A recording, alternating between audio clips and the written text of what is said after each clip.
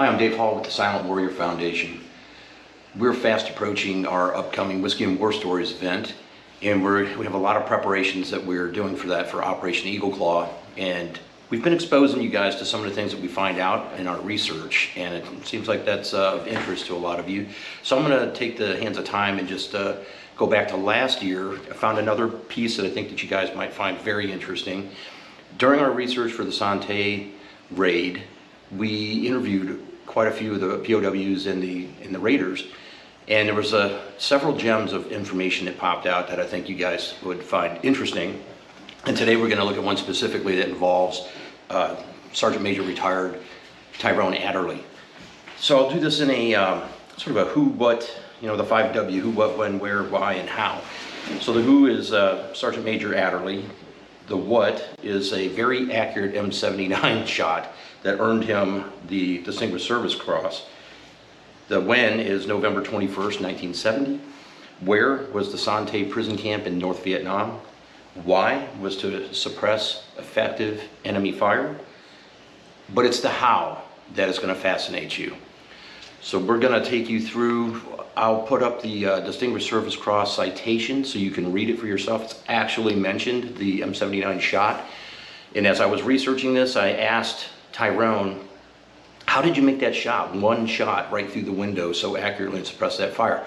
And his answer blew me away, so much so that I asked him if he would repeat it while we did the 50th anniversary celebration and go over it with another Ranger Hall of Famer like he is, my board member and good friend Max Mullen.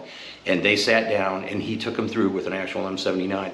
So what I'm going to do is put the citation up, and then in the middle of that citation I'm going to give you a sneak peek of a video graphic that we did for the movie that's coming out in a few months called Kingpin, 27 Minutes in Son Tay. And it is literally a first-person view of what Tyrone Adderly saw, his actions on the ground as he came off the helicopter.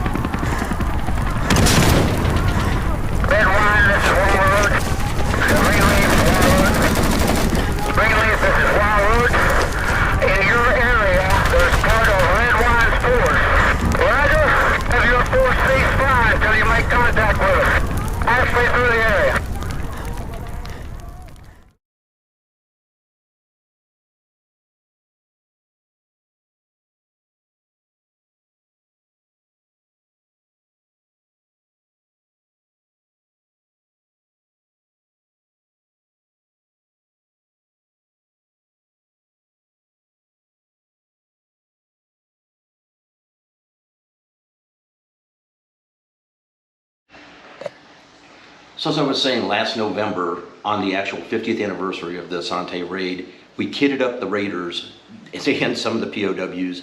We packed them onto Huey helicopters and a couple of MD helicopters, Little Birds, and we flew them from Scottsdale, Arizona out to the Dillon Range.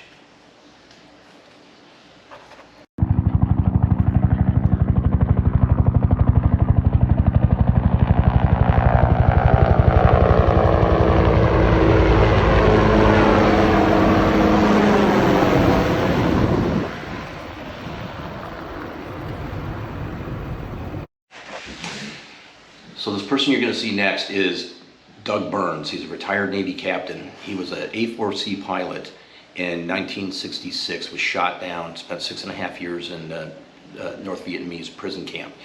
And a good friend of ours. There's more to follow on Doug. There's a whole video or series of videos just on Doug that we're going to have to dive into sometime.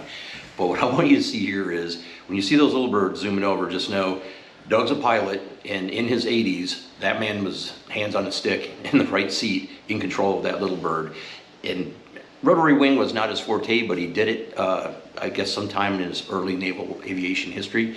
And he was determined to be at the stick, and he showed off a little bit. Pretty good pilot.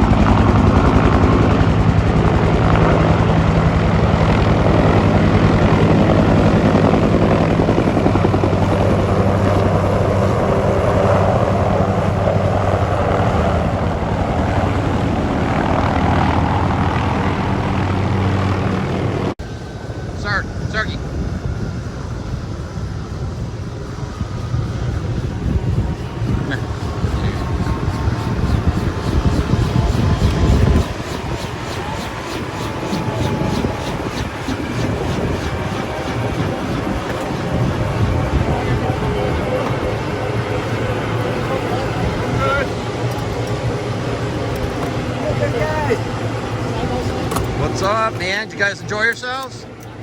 Hey, big guy.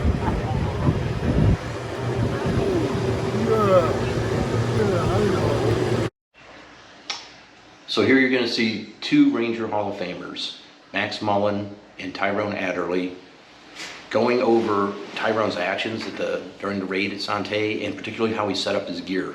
We painstakingly set up Max exactly like Tyrone was during the mission into Son Tay.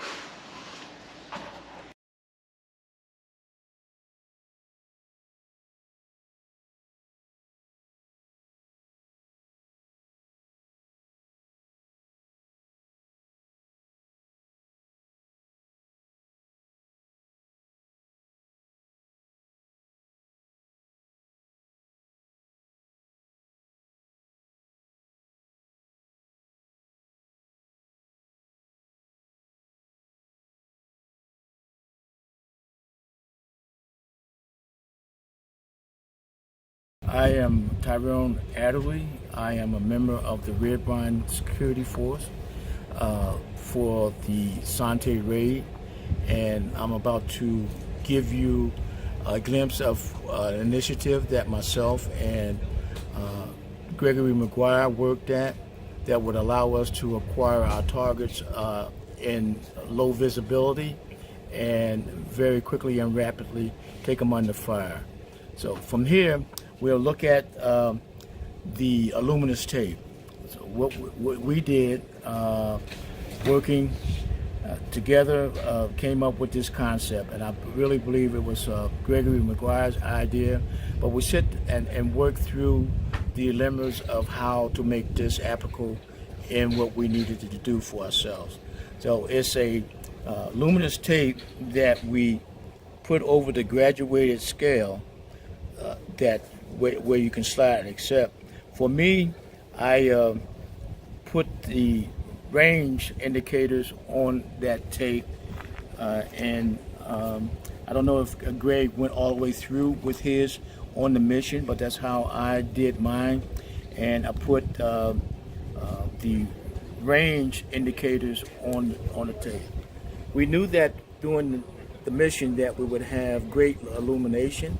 We had been told that, and so as a result of that, that helped us out with this. It certainly helped me out, because It helped me to acquire my targets very quickly under fire without really trying to graduate a scale and waste time and be out in vulnerability of becoming a casualty. So it limited that exposure, and so the rapid sequence allowed to happen by me just bringing that scale up to where I needed it to come.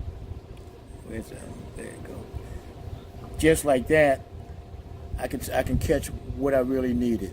So in actuality, I took up the opportunity for firing once we became under heavy fire. Our team responded, I responded, and luck would have it, or expertise would have it, that my first rounds hit the target exactly where they were planned to go, right through the windows. So there was a couple of rounds that went through the first window, the second window, that suppressed the fire and set the rooms ablaze as we continue to move forward to link up with our green leg element. And so this technique really worked. After the mission was over and we were all back at our home base, I received a call from the Army Research Laboratory inquiring how did that happen and how was it so effective. And I just told them it was practical knowledge, just working through a problem that myself and Gregory McGuire was looking at. And so through our due diligence and the opportunity to fire and memorize a scale within our minds of what the distance indicators were, this technique worked very successful for the mission. All right, so now I want to show you this behind the scenes footage. We were filming this for Operation Kingpin 27 Minutes in Son Tay, which is going to come out on some format in the next few months. This was one take, live fire, Max Mullen portraying Tyrone Adderly and his combat actions in Son Tay. And off to his right is Eric Lawrence in the role of Joe Lupiak running the M60.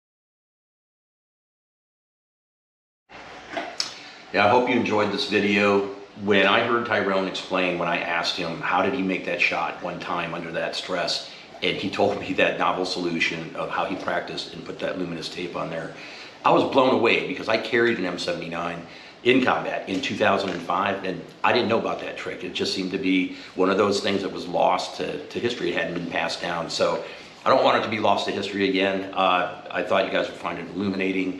And you know, every time we look at these gear solutions, it's really the ingenuity of the carefully selected operator that drives these components of equipment that enhance their performance, and not really the other way around. Never a commercial off-the-shelf solution to a real tricky problem. Thanks for joining us again. We look forward to seeing you next time.